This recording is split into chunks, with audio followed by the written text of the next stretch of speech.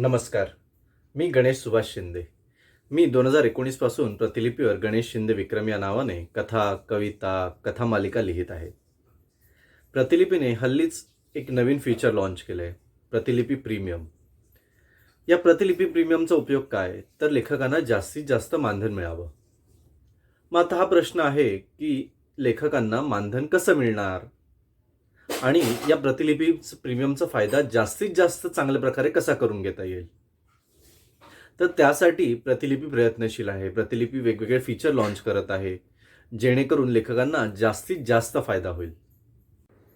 आता आपण बघूया की प्रतिलिपी प्रीमियमच्या मार्फत जास्तीत जास्त मानधन मिळवण्यासाठी काय करावं लागेल. तर त्याचं सरळ सोपं उत्तर म्हणजे कथामालिका लिहावी लागेल. कारण एखाद्या कथेत गुंतण्यापेक्षा वाचक हा कथामालिकेत जास्त वेळ आणि जास्त चांगल्या प्रकारे गुंततो. मग कथामालिका किती भागांची असावी? तर 10 ते 15 भागांची जर कथामालिका लिहिली तर ती प्रतिलिपी प्रीमियममध्ये फारसा फायदा करून देऊ शकत नाही. कारण प्रतिलिपीच्या नवीन नियमांप्रमाणे किंवा नवीन फीचरप्रमाणे प्रतिलिपी प्रीमियममध्ये ज्या कथामालिका असतात त्याचे पहिले 15 भाग हे फ्री असतात. 16व्या भागापासून प्रत्येक भाग हा एका दिवसासाठी लॉक असतो. म्हणजेच काय? तर आपल्याला प्रतिलिपी प्रीमियमचा जर फायदा मिळवायचा असेल तर आपल्याला किमान 16 किंवा त्यापेक्षा जास्तीत जास्त भागांची कथामालिका लिहावी लागेल. मग जेवढा जास्त फायदा हवा तेवढा जास्त कथामालिकेचे भाग असावेत. उदाहरणार्थ 60, मी म्हणेन किमान 60 तरी भाग असावेच. 60 पेक्षा जास्त असतील तर ते उत्तमच. आता यात होईल काय? तर तुमचे पहिले 15 भाग फ्रीमध्ये वाचता येईल आणि 16व्या भागापासून प्रत्येक भाग दर दिवसासाठी लॉक असेल. त्यामुळे प्रत्येक भाग वाचण्यासाठी वाचकाकडे 3 ऑप्शन्स असतील.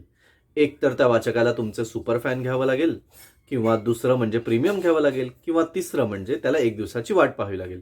आणि जर ही वाट नसेल पाहायची तर त्याच्याकडे चौथा ऑप्शन असतो, तो म्हणजे 5 कॉईन देऊन तो भाग तो वाचू शकतो. मग आता दुसरा प्रश्न, या 60 भागांच्या कथामालिकेत लिहायचं तर लिहायचं काय? अगदी सोपं उत्तर आहे.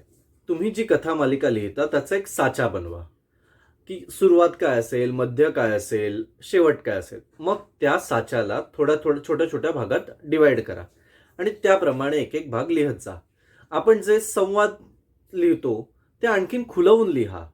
त्यामुळे कथामालिकेचे शब्द वाढतील. आता शब्द वाढतील म्हणजे काय? तर प्रत्येक कथामालिकेचा भाग हा किमान 1000 शब्दांचा हवा. म्हणजे 1000 शब्दांचा म्हणजे किमान 5 मिनिटाचा. आता यापेक्षा जास्त लिहिलं तर अतिउत्तम. पण यापेक्षा जर कमी लिहिलं तर त्या भागामध्ये कथा विस्तार करणं फार कठीण होतं. फार कमी शब्दात आपण कथा विस्तार करू गेलं तर ते फार पटापट घडल्यासारखं वाटतं आणि त्यामुळे वाचकाला त्या कथेत फारसं गुंतून राहता येत नाही. मानसोपचार तज्ज्ञांप्रमाणे जर विचार केला तर एखाद्या गोष्टीत गुंतून राहण्यासाठी किमान 3 मिनिटं माणसाला लागतात. मग त्यामुळे जर लेखकाला वाचकांना आपल्या कथेत गुंतवून ठेवायचं असेल तर किमान तो भाग 1000 शब्दांचा म्हणजे कमीत कमी 5 मिनिटांचा असलाच पाहिजे. मग आता या 1000 शब्दात काय लिहायचं? तर 1000 शब्दात तुम्ही जे संवाद लिहिता ते आणखीन चांगल्या प्रकारे लिहू शकता. एखादी घटना लिहिता तर ती संवादात्मक लिहू शकता. यामुळे तुमच्या भागाची लांबी वाढते. बरं, आता आणखीन एक मुद्दा, कथा भागाची किंवा कथेची लांबी वाढवण्यासाठी त्यात आणखीन काही लिहिता येईल का? म्हणजे आज अमुकच घडलं, आज तमुकच घडलं. तर माझं असं सांगणं आहे की कथामालिकेत किंवा कथेच्या भागात वैयक्तिक काही लिहिण्यापेक्षा कथेच्या संदर्भातच लिहावं. जेणेकरून वाचक जेव्हा वाचतो तेव्हा त्याला कथेमध्ये जास्तीत जास्त रस घेता येतो. कथेमधून तो बाहेर जात नाही. आता आणखीन एक, कथामालिकेचे भाग वाढवण्यासाठी कथामालिकेच्या सुरुवातीला कथेचा सारांश म्हणून जो पहिला भाग लिहावा का? किंवा मध्ये मध्ये जर समजा उशीर झाला कथामालिका लिहायला तर त्याच्यासाठी एक वेगळा भाग प्रकाशित करावा का? करायला हरकत नाही, पण त्याने कथामालिकेला काहीही फायदा होणार नाही, उलट नुकसान होईल. का? तर वाचक कथामालिकेपासून भरकटला जाईल. मग आम्हाला जर उशीर होत असेल तर आम्ही इन्फॉर्म करू नये का? आम्ही वाचकाला कळवू नये का? जरूर कळवावं. मी म्हणेन 100% वाचकाला कळवावे. जर तुम्हाला भाग लिहायला उशीर होत असेल, काही कारणास्तव भाग प्रकाशित होत नसेल, काही तांत्रिक अडचणी असतील, तर तुम्ही वाचकाला कळवावे. पण याचं कसं कळवणार? तर याच्यासाठी प्रतिलिपीने एक पोस्ट म्हणून एक फीचर लॉन्च केलेलं आहे. त्याचा उपयोग नक्की करावा.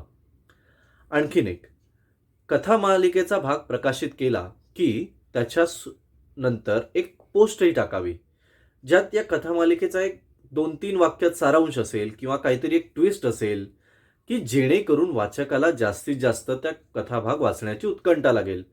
इतकी उत्कंठा लागेल की तो कथामालिकेचा भाग उघडण्यासाठी 1 दिवसाची वाट बघू शकणार नाही. मग तो काय करेल? तर तो प्रीमियम घेईल आणि त्याचा तुम्हाला मानधन मिळेल, त्याचा तुम्हाला फायदा होईल. आता आपल्याला कळलं की प्रतिलिपीवर कथामालिका कशी लिहावी, कथामालिकेचे किती भाग लिहावेत, ते कसे लिहावेत. आता येऊया प्रकाशनाकडे. तर प्रतिलिपीवर कथामालिकेचे भाग प्रकाशित करताना किमान दिवसाला 1 याप्रमाणे तरी भाग नक्की प्रकाशित करावे. याने होईल काय? जर नियमितपणा असेल तर वाचकांना तुमच्या कथेत जास्तीत जास्त गुंतवून ठेवता येईल, जास्तीत जास्त रस घेता येईल आणि शिवाय वाचकांना रोज काहीतरी चांगलं वाचायला मिळत असल्याने ते सतत म्हणजे दररोज तुमच्या प्रोफाईलला भेट देऊन तुमची ती कथामालिका वाचतील आणि ज्याचे तुम्हाला कथेमालिकेवर हिट्स वाढतील. जर वाचकाने प्रीमियममध्ये वाचत असेल तर तुम्हाला प्रत्येक कथामालिकेच्या भागाला प्रीमियमला तुम्हाला एक मानधन मिळेल. तुमचा जास्तीत जास्त फायदा होईल. आता याही पुढे जाऊन आणखीन एक गोष्ट करता येईल की दररोज आपण एक भाग जो प्रकाशित करत होतो त्याऐवजी दिवसाला किमान 2 भाग प्रकाशित करावे. आता याचा फायदा कसा होईल? तर आता जे वाचक तुमचा एक भाग वाचतात रोज, त्यांना पुढे काय होईल याची उत्कंठा नक्की लागली असेल आणि त्यासाठी ज्यांनी प्रीमियम घेतलं नसेल अशा वाचकांना किमान 1 दिवस रोज वाट पाहावी लागणार.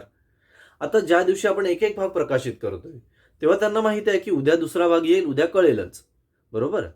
पण समजा जर आपण एकाच दिवशी 2 किंवा त्याहून अधिक भाग प्रकाशित केले, काही तासांच्या अंतराने प्रकाशित केले, तर जेव्हा आपल्याला आणखीन पुढे 2 भाग दिसतायत पण ते आपल्याला वाचता येत नाहीत, ही वाचकाच्या मनात एक एन्झायटी निर्माण होईल, एक बेचैनी निर्माण होईल, ज्याने तो वाचक नक्की तुमचं प्रीमियम घेईल आणि तुम्हाला त्याचा फायदा होईल, मानधन मिळेल. शिवाय जास्तीत जास्त वाचायला मिळतंय म्हणून वाचक तुमच्या कथेत अधिकाधिक गुंतला जाईल आणि तुम्हाला त्याचा कथामालिकेवर एक प्रभाव पाहता येईल, जास्तीत जास्त फायदा होईल. आत्ताच मी सांगितलं की कथामालिकेचे दररोज 1 याप्रमाणे नियमित प्रकाशन करावं. का? तर नियमितता ही यशाची गुरुकिल्ली मानली जाते. पण काही वेळा ते शक्य होत नाही. काही वेळा वेळ मिळत नाही किंवा कथेचा तो भाग सुचत नाही किंवा लिहिलेला भाग आपल्याला हवा तसा झालेला नसतो, त्याच्यामध्ये प्रकाशन करावं असं वाटत नाही. मग अशा वेळी काय करावं? तर कसाही प्रकाशित करावा का? तर नाही. तुम्हाला आवडेल, तुम्हाला पटेल आणि कथा जी काही लिहिली आहे त्याला साजेसा असाच भाग प्रकाशित करायचा. तेव्हा किमान आठवड्यातून 3 वेळा तरी भाग प्रकाशित करावाच. हे एवढं एक बंधन ठेवावं आपल्याला. मग आता हे प्रकाशन कधी करावं? तर प्रतिलिपीने जे काही ॲनालिसिस केलं त्याच्यानुसार असं कळून आलं की रात्री 12 ते सकाळी 8 याच्यामध्ये जे काही प्रकाशित केलं जातं, जे काही ते जास्तीत जास्त साहित्य वाचलं जातं. वाचक त्यावेळी जास्तीत जास्त अवेलेबल असतात. मग यावेळी जे काही प्रकाशन केलं जाईल त्याला जास्तीत जास्त वाचकां मिळतील, जास्तीत जास्त रीडर सीट मिळतील. त्यामुळे तुमचं साहित्य चांगल्या रीतीने पॉप्युलर होईल असं म्हणू शकतो आपण. आता दुसरा प्रश्न असा येईल की रात्री जर आम्ही प्रकाशन करत बसलो मग झोपायचं कधी? तर त्यासाठी प्रतिलिपीने उपाय दिलेला आहे. प्रतिलिपीमध्ये शेड्यूल हा एक चांगला फीचर आहे. तुम्ही दिवसभरात कधीही भाग लिहून तो प्रतिलिपीवर शेड्यूल करून ठेवू शकता. तुम्हाला हवा त्या वेळेला तुम्ही तो शेड्यूल केला की तो भाग प्रतिलिपीकडून आपोआप त्या वेळेला प्रकाशित होतो.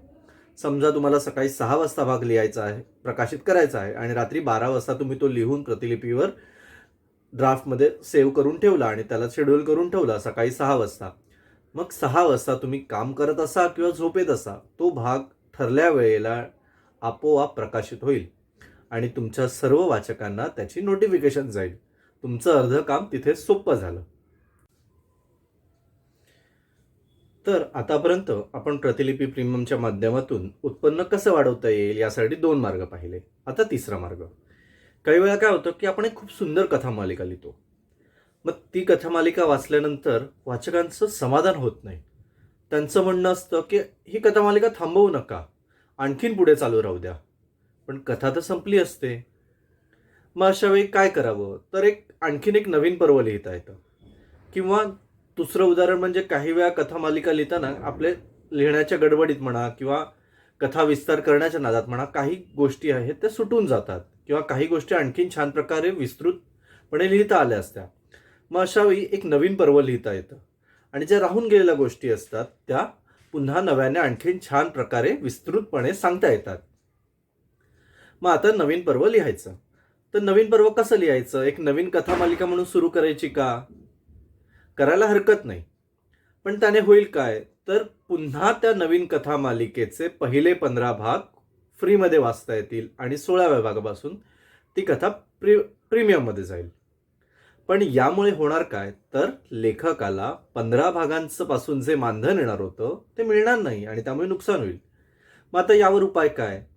तर आपली आधीची कथामालिका किंवा आधीचं पर्व जिथे संपलं त्याच्या पुढेच आपण हे नवीन पर्व सुरू करायचं. आता उदाहरणार्थ जर माझी एखादी कथामालिका 17व्या भागावर मी संपवलेली आधीच्या पर्वात, मग भाग 71 माझ्या नवीन पर्वाचा पहिला भाग असेल. आता याच्यामुळे होईल काय? तर आधीच माझं पहिलं पर्व प्रीमियममध्ये असल्याने 15व्या भागानंतर जेवढे भाग आहेत म्हणजे 16 पासून ते 70 पर्यंतचे त्याचं उत्पन्न मला मिळतच आहे. शिवाय त्याला जोडून हे 71 पासून जे मी पुढे भाग लिहिणार त्याचंही उत्पन्न मला मिळत जाईल. त्याच्यामुळे माझा होणारा फायदा आणखीन वाढत जाईल. आणि शिवाय दुसरा फायदा म्हणजे ज्यांनी 70 भाग वाचलेत त्या वाचकाचं वाचन तिथेच न थांबता ते पुढे कंटिन्यू चालू राहील. त्याला तो आता ही कथामालिका संपली, आता याचं पुढचं पर्व कुठे आहे म्हणून ते शोधावं लागणार नाही. त्यामुळे त्याची ती एंगेजमेंट म्हणजे रीडर्स एंगेजमेंटही वाढेल आणि तुमच्या कथामालिकेला जास्तीत जास्त हिट्स मिळतील, जास्तीत जास्त ती पॉप्युलर होईल. मग आतापर्यंत आपण प्रतिलिपीवर कथामालिका लिहायला सुरुवात केली, ती प्रीमियममध्ये गेली, 16पेक्षा जास्त भाग असल्यामुळे आपल्याला मानधन सुरू झालं. ते मानधन वाढावं म्हणून एक युक्ती आपण केली की एका दिवसाला एकापेक्षा जास्त भाग प्रकाशित केले. आता ते मानधन आणखीन कसं वाढवावं?